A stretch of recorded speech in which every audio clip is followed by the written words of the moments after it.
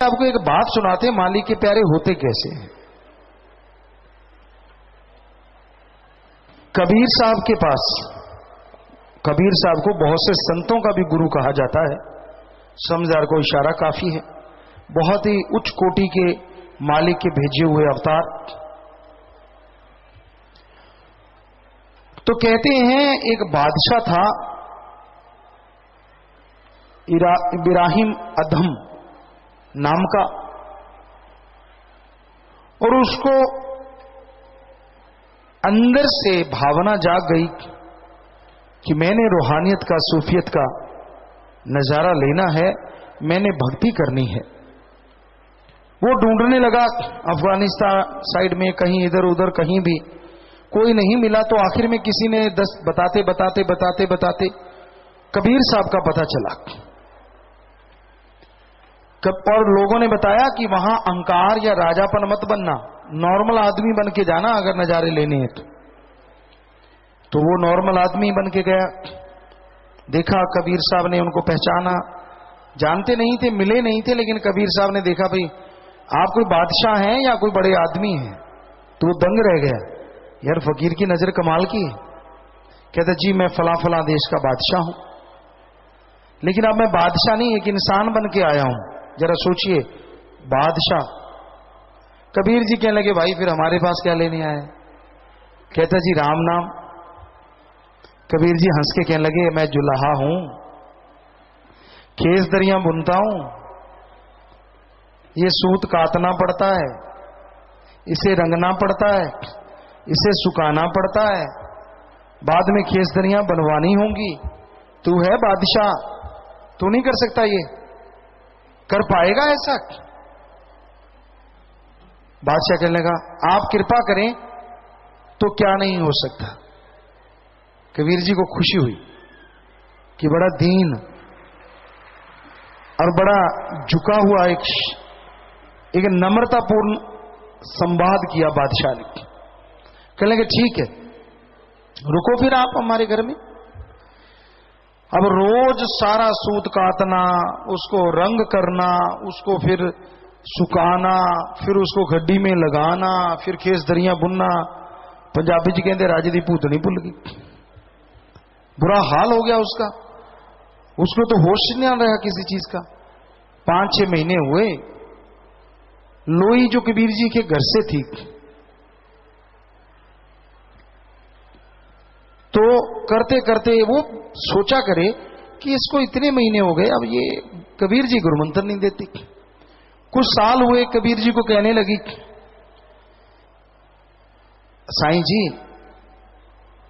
आप इनको गुरुमंत्र क्यों नहीं देते। कबीर जी मुस्कुराए, कहने लगे अभी ये इसका बर्तन काबिल नहीं हुआ। तो वाद विवाद संवाद कर लेती थी, एक तो पति थे उनके और एक गुरु थे। कहने लगी जी कमाल करते हो आप, एक राजा है वो रोज सूत काटता है, हमारे साथ कटवाता है, रोज रंग करते हैं हम लोग, सारा काम करता है, सुखा के आता है, उतार के लाता है, खेसदरियों में खड्डी में लगाता है, बुनते हमें वो भी बुनता है। एक बादशाह इससे ज्यादा और क्या झुकेगा। कबीर जी मुस्कुराए, कहने लगे लोई तूने परीक्षा लेनी है फिर। कहते हाँ। कहता ठीक है, बाल्टी में ये मिट्टी घोल ले। मिट्टी घोल ली। कहते बादशाह नीचे से गुजरे ना तो उसके सिर पे डाल देना। बादशाह के सिर पे डाल दिया, और बादशाह के सिर पे मिट्टी डली, मिट्टी को झाड़ता हुआ बोला बलक बकारे होता करता सो करता। लुई दंग सी रह गई, ये क्या। कबीर जी के पास लोई वापस आई और आके कहने लगी, कबीर जी मुस्कुराए, हाँ लोई क्या हुआ। कहती आप धन्य हैं। कह ले फिर भी। कहते मैंने मिट्टी डाली और वो कह रहा है कि बल्क बुखारे होता करता सो करता, मैं तो यहां हूं इसलिए चुप हूं। कबीर जी कहने लगे उसके अंदर राम नाम कहां धसेगा, उसके अंदर तो अभी बल्क बुखारा अड़ा हुआ है। ये मान बढ़ाई का चक्कर बहुत खतरनाक होता है। 12 साल हो गए यूं करते करते, लोई बोली नहीं कि अब बोलने का कोई फायदा नहीं, ये तो मेरा गुरु मालिक ही पहचान सकता है, मैं नहीं पहचान सकती। कबीर जी कहने लगे लोई अब ये काबिल हो गया भाई। लोई हाथ जोड़ के कहने लगी जी साईं जी माफ करना, जैसे पहले था मुझे तो आज भी वैसे ही लग रहा है। कहने लगे फिर ऐसे कर, पहले तूने मिट्टी डाली थी? कहते हाँ। अब तू चाहे किसी की भी बंदों की गंदगी, पशुओं की गंदगी जो भी पड़ी सारी घोल ले, घोल के जब ये मकान के नीचे से गुजरे तो ऊपर खड़ी हो जा। अब की बार ऊपर से डालना, दरवाजे से नहीं, ताकि अच्छी तरह भर जाए। कहती ठीक है जी। ऊपर चली गई, जैसी बादशाह वहां से गुजरा उसके सिर पे पूरी बाल्टी उंडेल दी, उसमें आदमी की, पशुओं की सारी गंदगी भरी हुई थी। और बादशाह ने सामान नीचे रखा, हाथ जोड़े ऊपर किया, हे डालने वाले भगवान तेरा भला करे, मेरा मन जालिम इसी के काबिल था, मेरा मन अहंकारी इसी के काबिल था। लोई का बराग छूट गया, रोने लगी, पसीने छूट गए। वापिस आई, कबीर जी कहने हाँ लोई क्या हुआ? कहने लगी साईं जी आप धन्य हैं। अब उसने ये बोला है कि डालने वाले भगवान तेरा भला करे, मेरा मन अहंकारी इसी के काबिल था। कहते अब इसके अंदर ना तो कोई बलक बुखारा है, ना कोई आड़ा तिरछा कुछ और चक्कर है। अब ये बिल्कुल साफ हो गया है, जैसे आपा खेस दरी धो लेते हैं, सूत जो मर्जी रंग चढ़ा दें कच्चे सूत पे चढ़ता चला जाता है। लोई अब इसमें रंग देखना कैसे चढ़ता है। राम नाम में दिया गुरुमंत्र देते गए कबीर जी, और उनकी सुरत 10वें द्वार से पार होती मालिक के नूरी स्वरूप के दर्शन करने लगी, नाम देते देते देते देते देते देते। और जब आंखें खुली तो आंसुओं की झड़ी थी, बैराग था, कबीर जी के चरणों को पकड़ लिया, हे साईं मुझे माफ कर दे। कबीर जी लगे भाई क्या हुआ? मुस्कुरा के कहते पहले ये बोलो मुझे माफ करोगे? कहते हाँ हाँ करेंगे माफ, बता तो सही बेटा क्या हुआ? मैं तो आपको एक संत फकीर ही मानता रहा, मैं जब भक्ति करके ऊपर गया और सचखंड में भी आप ही बैठे थे, आप ही मेरे भगवान हो। मेरे से इतनी बड़ी गलती हुई, 12 साल में मैं पहचान नहीं पाया कि ये जो फकीर है इसका जो शरीर है दिखने में लगता है, असल में भगवान काम करता है। कबीर जी कहने लगे किसी को मत कहना, जिसकी आंख होती है उसी को पहचान होती है, दूसरों के लिए इसका कोई मूल्य नहीं होता। कबीर जी कहने लगे अब तू वापिस जा, तेरा यहां तेरा दिल करे, अब तू भक्त बन गया है, सुमन करते रहना, भक्ति करते रहना, दीनता नम्रता पकड़ के रखना। चला गया।